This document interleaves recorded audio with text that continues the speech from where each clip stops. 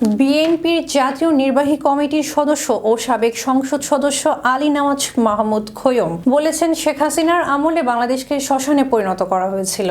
তিনি অভিযোগ করেন, ভারত শেখ হাসিনার সব অপকর্মের সমর্থন করেছে এবং 17 বছর ধরে শেখ হাসিনার দিকেই তাদের সমর্থন রয়েছে। এসব কথা তিনি শুক্রবার বিকেলে রাজবাড়ী সদর উপজেলার আলীপুর ইউনিয়ন পরিষদে অনুষ্ঠিত ইউনিয়ন বিএনপির আয়োজিত জনসভায় প্রধান অতিথির বক্তৃতায় বলেন। আলী নওয়াজ মাহমুদ খোয়ম তার বক্তব্যে ভারতের প্রতি ক্ষোভ প্রকাশ করে বলেন, আমাদের দলের নেতাকর্মীরা বারবার ভারতের সঙ্গে কথা বলেছে।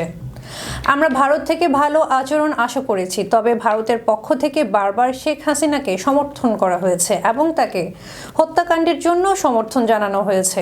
শেখ হাসিনা প্রমাণ করেছে সে ভারতের একটি উৎকৃষ্ট দালাল। ভারতের আশ্রয় থেকেই সে ষড়যন্ত্র করছে। তিনি আরও বলেন, শেখ হাসিনার আমলে হাজার হাজার বিএনপি নেতাকর্মী গুম হয়ে গেছে, তাদেরকে নির্যাতন করা হয়েছে। এছাড়া বাংলাদেশ থেকে বিপুল পরিমাণ অর্থ লুট করে শেখ হাসিনা তা তার আত্মীয় স্বজনদের কাছে পাঠিয়েছে।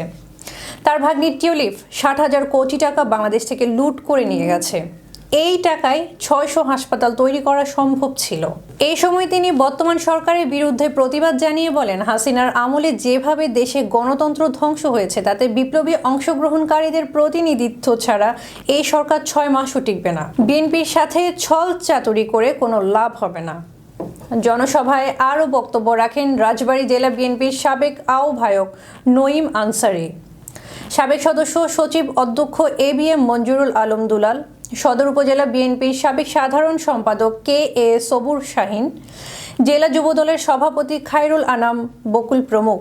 আলীপুর ইউনিয়ন বিএনপির সভাপতি আব্দুর রাজ্জাক মণ্ডলের সভাপতিত্বে অনুষ্ঠিত এই জনসভায় জেলা বিএনপি, সদর উপজেলা বিএনপি, আলীপুর ইউনিয়ন বিএনপি ও অঙ্গ সহযোগী সংগঠনের নেতাকর্মীরা উপস্থিত ছিলেন। রাকিবুল ইসলাম রইসের প্রতিবেদনে ছিলাম এরিন আহমেদ। ফেইজা পিপলের সাথে থাকার জন্য ধন্যবাদ।